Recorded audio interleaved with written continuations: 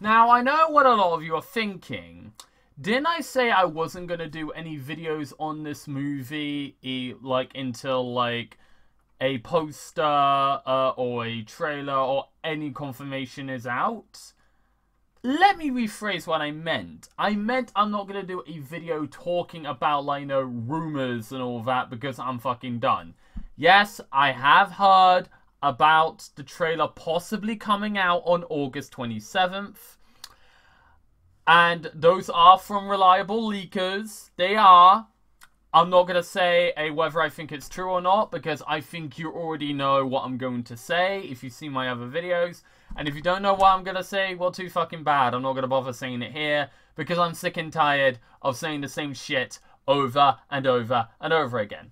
So I decided, you know what? A few months ago, I made a video about how Sonic Movie 3 can handle Maria's death. Because let's be fucking real, either A, she's going to be killed off by a gunshot, or B, they're going to, have it where, either way, Shadow's going to lose her some regard. And if she's not going to be, killed, if they're not going to, kill her through, a gunshot or anything, it's obvious that they're going to have it where she's been, cryogenically frozen, and Shadow thinks that she's dead. Either way, Shadow's going to think that she's dead. Either way, they're going to do it where Shadow thinks she's dead, okay? But I decided, how would I write the ending? This isn't me predicting the ending, because I honestly think this is not how the movie is going to end. And honestly, I think, the ending might, honestly, I don't even know how the movie's going to end. Either way, I know they're not going to kill off Shadow at the end of the movie, because they still want to make more Sonic movies after this, and not even a reboot, a full-on cinematic universe, which please don't Amazing Spider-Man 2 it, and I think we'll be good. But anyway, they're not going to kill off Shadow, but here's how I would write the ending. Oh, by the way, there will be spoilers for Deadpool and Wolverine in this video. So if you've not seen Deadpool and Wolverine, do not watch this video. Oh, and yes, stick with me here, because, I'm not directly ripping that ending off. It's just a similar idea. Alright, so here we go.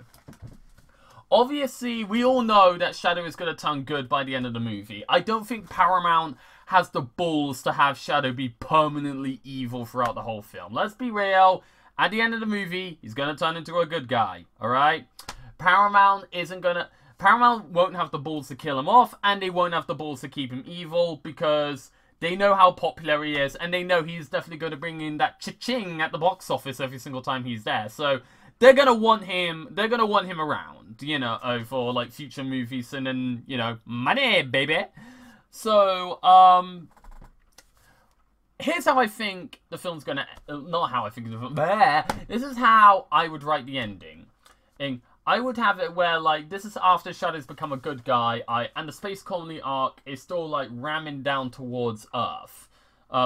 Sonic and Shadow, try and figure out a way to stop it. Eggman comes up with a solution that they both need to use the super forms and come up with Chaos Control at the same time. Sonic and Shadow agreed to do it, but Eggman says there is a catch. There might be a chance that either one of them dies or they both die. Either way, one of them is not surviving. And I'm going to put that in quotation marks there. You'll see in a bit. So then, Sonic and Shadow, they're ready to do it. Shadow looks at Sonic and tells him that he should do it. That Sonic has a whole world to go back to. He has his friends. He has his family. Shadow has nothing. He has nothing. So if anyone should do it, it should be him. Shadow should be the one to sacrifice himself. Sonic retorts this by saying it doesn't matter. Just because he lost someone in the past, it does not mean he can't have people in the future. It sucks that he lost Maria. But Maria would not want him to die. Maria would want him to live on and have a happy life. Shadow retorts this by saying that he just wants to reunite with Maria. So then Shadow's about to do it, but then Sonic and Shadow just end up in a scuffle, trying to figure out who should sacrifice themselves. And with time running out, They both look at each other, and then they just say, "Screw it." They activate Chaos Control at the same time. Space Colony Arc doesn't crash into Earth, but Sonic and Shadow are missing. Did they die? Did they survive? And then we see, we see what we end up seeing, Shadow on the ship holding on to an unconscious Sonic. Sonic is still alive, he's still breathing, but the Chaos Control took a lot out of him. Because Shadow already has Chaos powers, that's the thing. He's already had experience with the Chaos Emerald, so he's more used to it than Sonic is. And Sonic is looking pretty messed up, like he is covered in bruises and all that. He is not looking too good. But his friends, even though they are concerned that he is unconscious and injured, they are happy that he's still alive.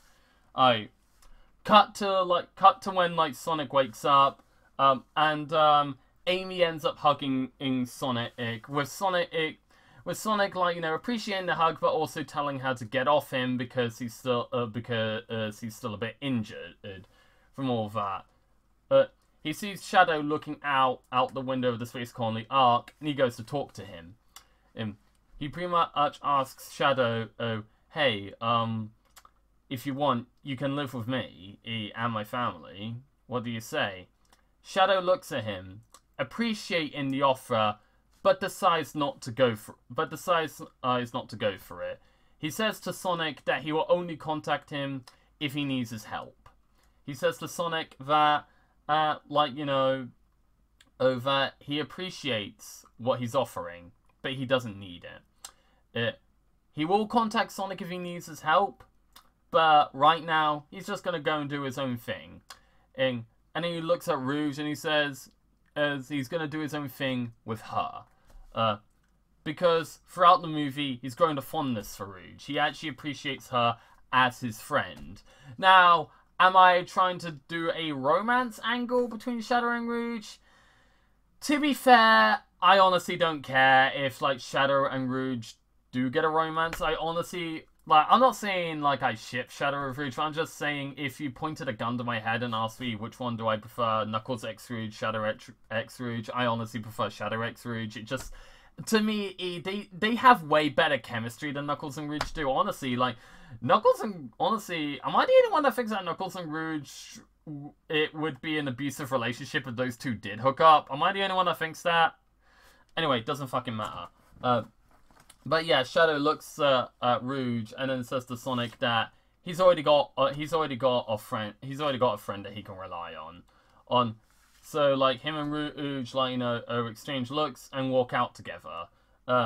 With Sonic saying see you around, Shadow the Hedgehog, as a nice nod to the ending of Sonic Adventure 2 where he says sayonara, Shadow the Hedgehog, I mean, yeah, it does make sense for him to say see you around instead of sayonara because, well, sayonara means permanently goodbye, and, well, the reason why Sonic said that at the end of Sonic Adventure 2 was because he thought Shadow was dead, so, understandably, because we're not killing him off here, we're just gonna have it where he says see you around, because that would make the most sense, and like I said, Paramount is going to want Shadow for that cha-ching money, baby! So, yeah. The movie ends with, everyone settling down into their own homes. Sonic and Amy potentially becoming a couple. And everyone just being happy. And we get a mid-credit scene, and this mid-credit scene, instead of teasing one character, it's going to tease two. This mid-credit scene, it will tease not only wrong character, it will not only tease Silver the Hedgehog, it will also tease Blaze the Cat. And, Silver comes from the future, Blaze comes from the Soul Dimension, and Silver comes from the future. Blaze asks Sonic if he has seen in Eggman Mega, and Silver has asked Sonic if he is aware of the Iblis trigger. Cut to black. Let's be real, they're going to have a mid-credit. They're going to, like the first two movies, if they're making a cinematic universe, they're going to have a mid-credit scene in this one as well. So I figured, fuck it. Here we go. I know what a lot of people are thinking. Wouldn't it make more sense to tease Metal Sonic? And don't get me wrong, I would love to see Metal Sonic. I would love to see Metal Sonic on the big screen. I would love to see Sonic and Shadow fight Metal Sonic. But the thing is, no. I have a feeling that Metal Sonic is more likely going to be in this movie than he would be in the fourth one. It just really wouldn't make any sense to go from Shadow to Metal Sonic, if you ask me. And also, not to mention, I think a lot of people just want to see Silver the Hedgehog and Blaze the Cat in movie form already. They just do. And also, plus, like, you know, I like Silver the Hedgehog. I like Blaze the Cat. Those two need to be in a movie together.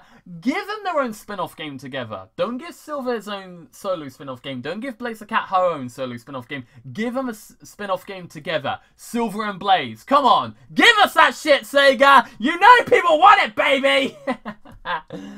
Alright, alright. You know what? I enjoyed making this video. It felt good to talk about Sonic Movie 3 and not be a negative arsehole for a change. It honestly felt great. Please like, subscribe, and I'm going to play some Spider-Man 2. Bye.